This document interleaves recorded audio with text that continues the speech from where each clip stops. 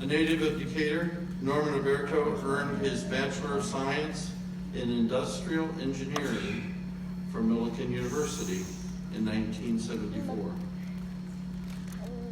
at which time he received the Major Thomas G. Story Citizenship Award for Outstanding Engineering Graduate. He started his career as an industrial engineer for Firestone Tire and Rubber Company and worked there from 1974 to 1979. Then Mr. Oberto spent 7 years as regional sales manager for American Saw Manufacturing Company before joining Wagner Castings Company, a ductile iron foundry and automotive supplier in Decatur. During his tenure at Wagner, he was vice president of sales and marketing and guided the company's growth from $60 million to $150 million in annual sales, eventually employing 1,200 people.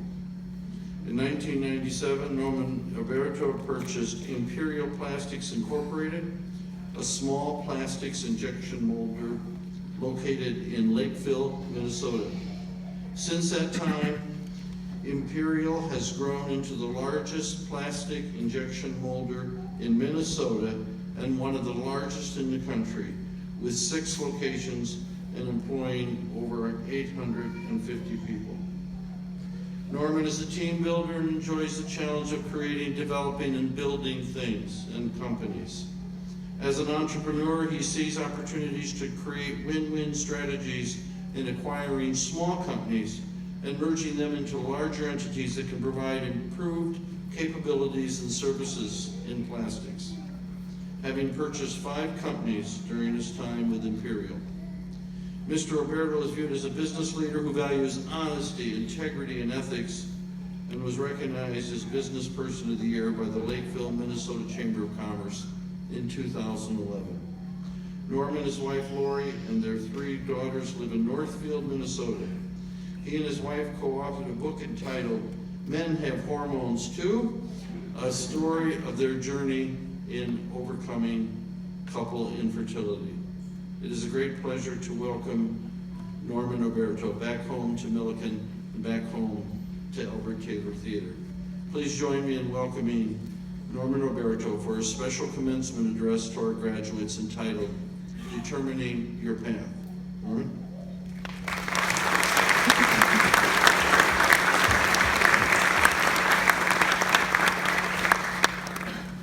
Wow. Thank you, Dr. White, for the very nice introduction. And thank you also for the invitation to be part of this ceremony. Hello and good evening to all of you.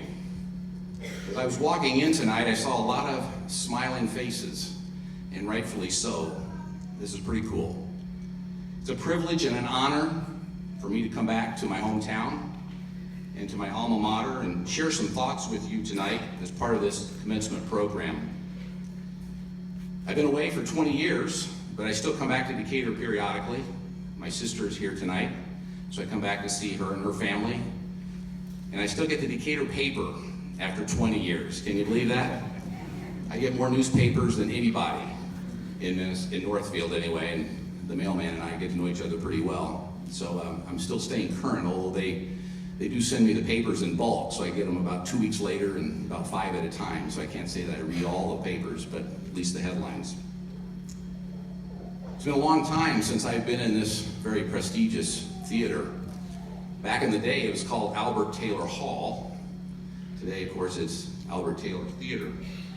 I graduated in 1974, as Dr. White said, and I met my girlfriend here in January of 1973. And I think one of the first dates that we had was to a play here in Albert Taylor. And I have to confess, it was a Shakespearean play. I was telling some of the trustees at dinner the other night that as an engineer, you didn't go to a lot of plays. So in meeting Lori, she exposed me to the arts. She brought me to the play, and I sat next to her. I think I was sitting over here, as I recall, and I didn't understand a word that was being said. It was all Shakespeare. And I spent all evening leaning next to her saying, what did they say? What did they say? And she kept telling me, shh, I'll tell you later. So I got nothing out of it. Every Shakespearean play since then, I still have to lean over and ask her for help. I am delighted to see that the MBA program is doing so well. I recall meeting with the president of Millikin back in the middle 90s when he was really wanting to engage some of the business leaders at the time about exploring the beginning of an MBA program at Millikin. And so he convened a luncheon over Richard Treats, I remember it well, and asked a few of us to attend and ask for input because they're wanting to expand their master's program. And a few of us said we thought an MBA program would really be well received in the community. Illinois had theirs, Illinois State had a program, I think Sangamon State at the time. So it is just terrific to see that this program has been going on for I think 16 years now and graduating over 200 plus students, including the 30 tonight. An MBA, I mean, this is a big deal. An MBA, a Master's in Business Administration. A few of us have tried and failed to get an MBA, so we've had to do it the hard way, kind of by the school of hard knocks. But you've achieved something pretty significant. I did a Google search, and the percent of the American population that has an MBA is around 2%. And I got that from a couple of sites, some older census data that said that in the United States, people with advanced degrees represent about 8% of the population, and about a fourth of those are MBAs. So my calculation is roughly 2%, plus or minus, and that feels right. So graduates, congratulations. You are an elite group, educationally speaking, and you should be proud, because there are a lot of people here proud of you. I also want to add my thoughts, as Dr. White said, in congratulating your team. Everybody that I've known that has successfully gone through an MBA program has had the good fortune of having a great support cast. And your friends, your family, your coworkers, your employer, your professors have all been with you in this journey. So congratulations to each and every one of you. When I received the invitation from Dr. White to speak to you tonight, I asked my wife, the same girl that I went to hear Shakespeare. We've been married 42 years, by the way, in August. I asked her, I said, Lori, what do I tell a bunch of MBA graduates? And she said, why don't you share with them some of the nuggets of advice that I've heard you share with employees and with friends and even our own children. And then she said, Norman, make sure you make your point very quickly so you don't lose them. And third, she said, Norman, make sure you don't talk too long, because nobody likes a speaker that goes on and on. So over the next few minutes, you're going to get a few nuggets of advice. And my point is not so much what you do with this accomplishment, but how you do it. And I'm going to try to do it within the allotted time.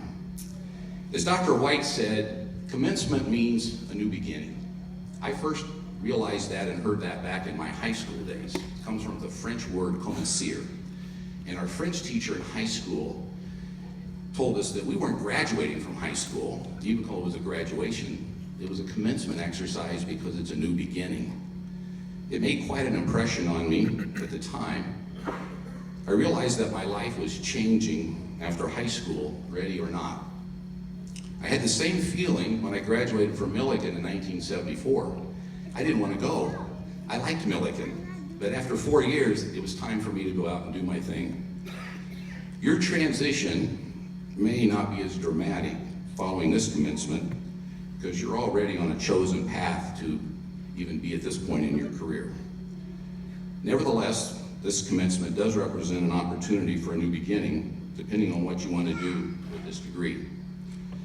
I spoke on this campus last October as part of the Science Entrepreneurship Speaker Series, and I titled my remarks, A Journey in Determination. Tonight I've titled my remarks, Determining Your Path, which is, I would consider, a prequel to the journey that I spoke about last fall. Logically, you need to establish a path or a direction before beginning a journey. Here's a little of my journey that I spoke about in October. My father passed away suddenly in 1966, and I was starting my freshman year in high school. My mother, my sister, and I were devastated, and I was pretty mad at the world. Luckily, I got my act together very quickly, and I realized that the world wasn't going to change for me. I had to adapt. I had kind of an epiphany, and I still remember the spot in the high school that I remember saying, Norman, you've got some cards that have been dealt to you that are not so good. You need to play those cards to your advantage. I became an overachiever. Being an overachiever can be good, but like anything, it can also have some challenges, especially in achieving balance. Some call it being a workaholic. I graduated salutatorian from my class at Mount Zion, and the last commencement address that I delivered was at my own high school commencement 47 years ago. So it's been a little while since I've done this type of thing. The speech was entitled Trust and Responsibility. My mother wrote that speech. I always wanted to give her public recognition for being my speechwriter, so I'm doing that tonight. So Glennis, I checked that box. Actually, I think she was nervous that I was going to procrastinate and not get the speech even done and then not have anything to say. So she wrote what she thought was important for me to consider as a 17-year-old. Being trustworthy and being responsible. I came to Millikin in 1970 on a full academic scholarship with a burning ambition to become an engineer and hopefully start a business, because my dad had wanted to start a business once he retired, but he never had the opportunity.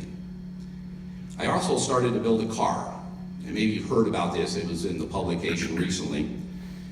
Building a car was something my dad and I were going to do, but didn't get the chance to do together because of his passing. So I decided to build one anyway. Not just any car, but a show car, fancy car. Building this car saved me because it gave me a lofty goal. It was something no one thought I would finish, since I really didn't know anything about cars at the time.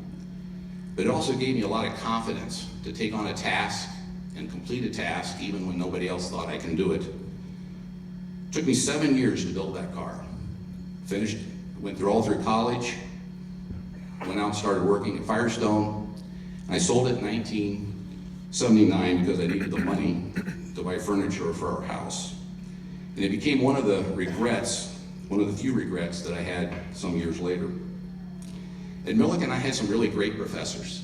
Dr. Bill Williams was chairman of the engineering department. Mr. Denny Benner was also a professor in the engineering department, helped me fill out all the applications to even get into Millikin in the first place. And Dr. Arvid Adele, I don't know if some of you probably who've been around a while remember Dr. Adele.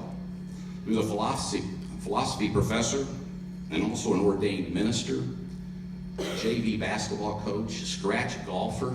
He was the first person that I encountered that I considered a real Renaissance man, and I wanted to be like him. We thought so much of him that we asked Dr. Adele if he would be part of our wedding when Lori and I married in 1975.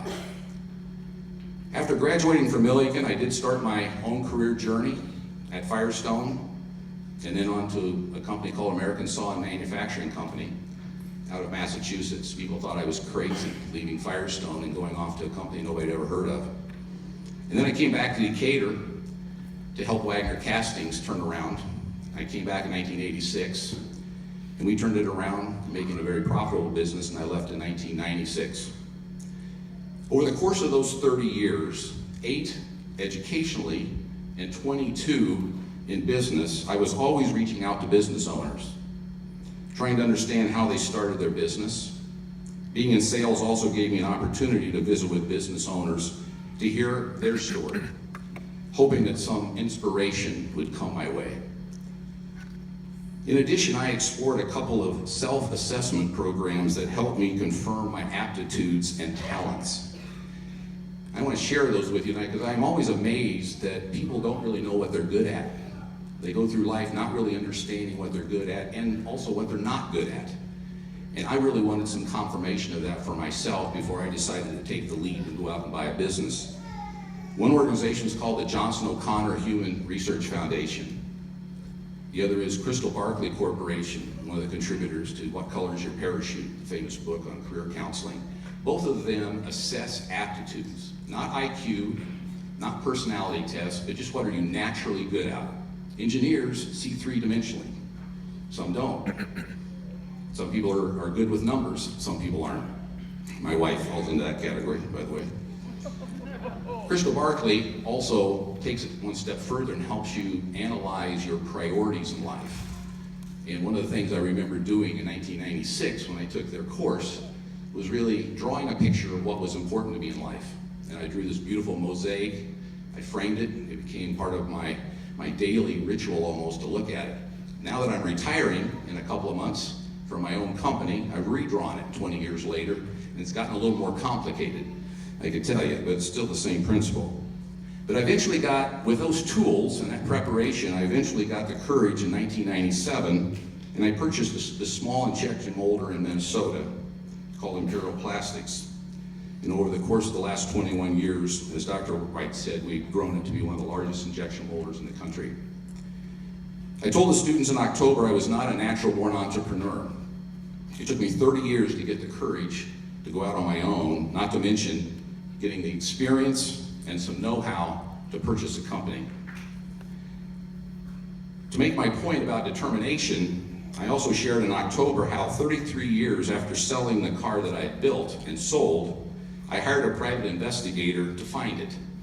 And he did. It took him 4 months, had 10 owners, and I bought it back from the last owner, who wound up was in Arnold, Missouri, of all places.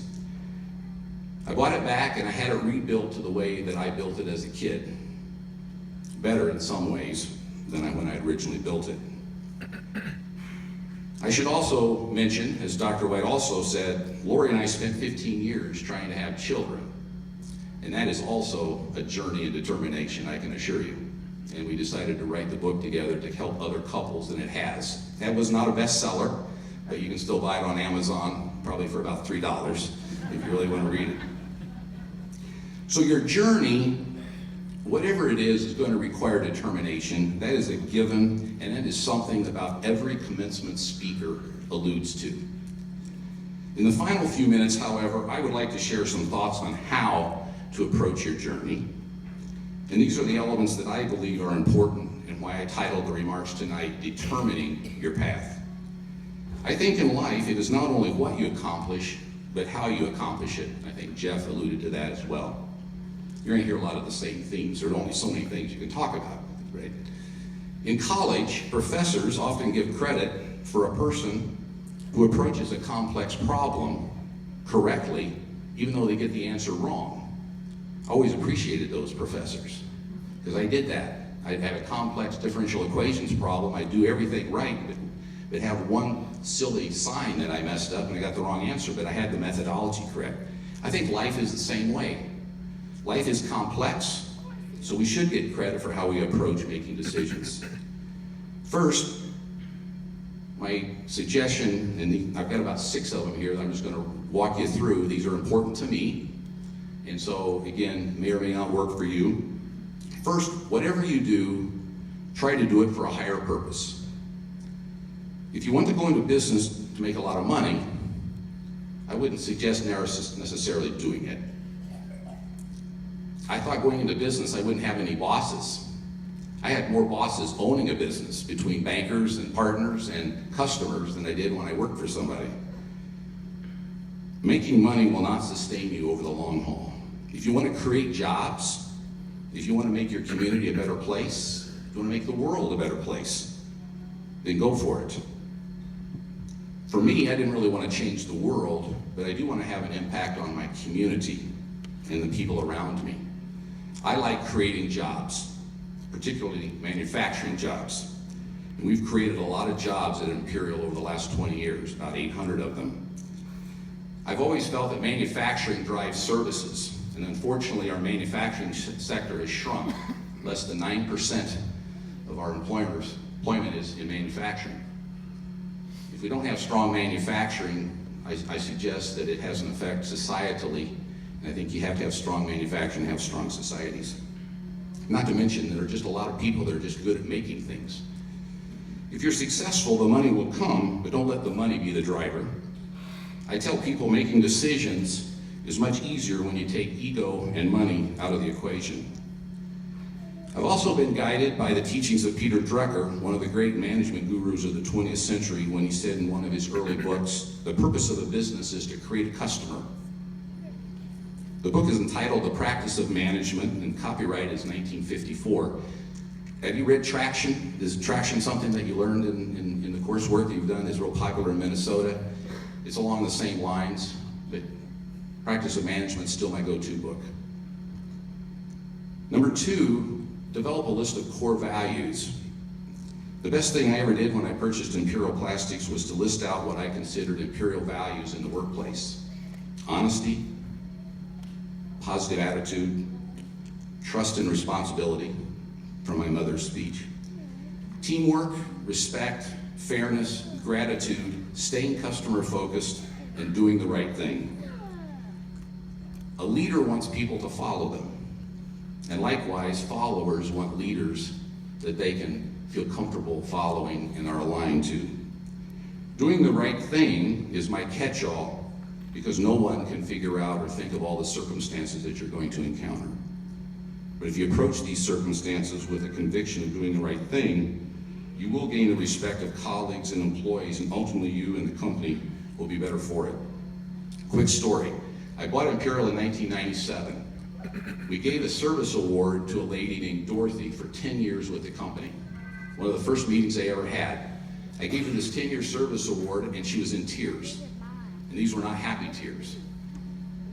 I got back to my office, I asked our HR manager, I said, so what was wrong with Dorothy? We just gave her a 10-year service award. She said, Norman, what you don't know is when Imperial was owned by a large conglomerate years before you, she had worked for the company 14 and a half years and was laid off for 7 months. And they had a policy that anybody that was laid off more than 6 months lost all of their seniority. So I said to Peggy, I said, you mean I just stood up in front of these people and gave a 10-year service award when this lady's worked for 24 and a half years at this company? She said, yeah, you did. I said, well, no wonder she's crying. I said, what do we do to change that? She says, well, we can give her seniority back. So we did. And we gave her an extra week's vacation and an extra service award amount. And she thought I was the greatest guy in the world. That sentiment really escalated, and Dorothy, if you can think of the rationale, told everybody about this, doing the right thing. Every employee that came into Imperial, probably even today, 20 years later, has heard something about that story of the owner giving her an extra 14 and a half years seniority. It was the right thing to do. Number 3, make the call. If you have an idea or a burning desire or a pursuit, you owe it to yourself and everybody around you to explore it to the best of your abilities. I used to drive my wife crazy, saying, I want to go out and buy a business. And finally she just said, Norman, go do it, okay? I'm tired of hearing about it. I found Imperial Plastics through a cold call, which is a great story, much too long to share here. It would have never happened if I didn't pick up the phone. Then I needed $10 million to acquire the company, so I reached out to a friend of mine, Pat Nolan, who some of you may know here in town, and told him that I found a company in Minnesota and I need some financial help. And he introduced me to my financial backers, my first set of financial backers, to eventually help me buy the company. That would not have happened if I hadn't picked up the phone either. Be grateful, as was mentioned earlier. You are very fortunate to reach this milestone. But remember, there are a lot of smart, hardworking people that don't have MBAs, but they are very good at what they do. Everyone is good at something. Your job is to identify those talents and then harness those talents as you work together in building your company or accomplishing any task. One of my favorite sayings is, I may be the leader of the orchestra, but I don't know how to play the instruments. My job is to make sure everyone who is playing the instrument is doing it correctly and making sure they're hitting the right notes. I too like poems. One of the first poems that I embraced back in 1979 was a poem from John Donne, 1624, from the meditation For Whom the Bell Tolls. And he said, no man is an island. No man is an island entire of itself. Every man is a piece of the continent, and on and on. My last nugget, which is also my favorite one, which leads me to number 5, is the joy is in the journey. The journey is now, so enjoy the now. It's kind of a math equation. Because the journey is really what it's all about. Once you get to your goal or your destination, you're going to want to start a new journey, and you won't be happy if you don't. It's said that happiness is comprised of having something to do, having someone or something to care for, and having something to look forward to. There are a lot of unhappy people, including business owners, who fall into this category, and I'm working hard to make sure that I'm not one of them. Lastly, remember each day is a gift. Take care of yourself.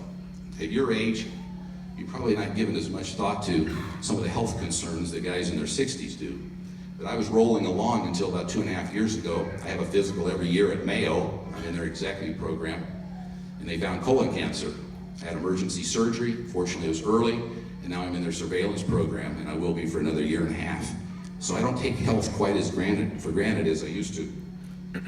And lastly, if you have something to say, and I think this was touched on early because of the support staff and all of you who have supported these wonderful folks in getting this MBA, if you have something to say to someone, do it before you go to bed tonight, because tomorrow may be too late.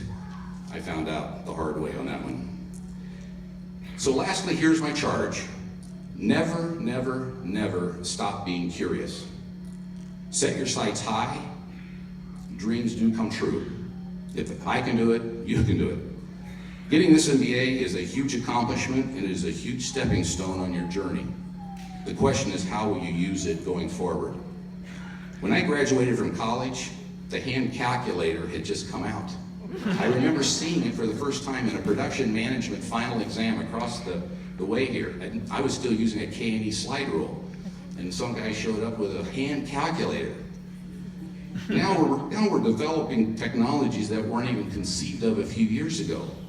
Artificial intelligence, virtual reality, nanotechnology, graphene composite materials to replace steel, 3D printing, driverless cars, which I'm trying to get my head around that one, frankly. But we're also dealing with cyber attacks, we're dealing with issues with social media. 40 years ago, the Japanese were our threat. They were importing small cars because the American automotive manufacturers really didn't embrace the fact that the American public didn't want to buy big cars anymore. And the cars kept coming in. That's not the way it is today. China's a player, and they are a big player. 1.3 billion people. There are towns in China, if you've ever traveled there, that are larger than New York City that nobody's ever heard of. Ningbo, China, Wuhan, China, they're larger than New York. And you ask people, do you know about Ningbo or Wuhan? They say, no, I've never heard of it before. Africa is right around the corner. They're going to be a major player in commerce. And in 40 years, my prediction is that we're going to be sourcing product in places that we're fighting today.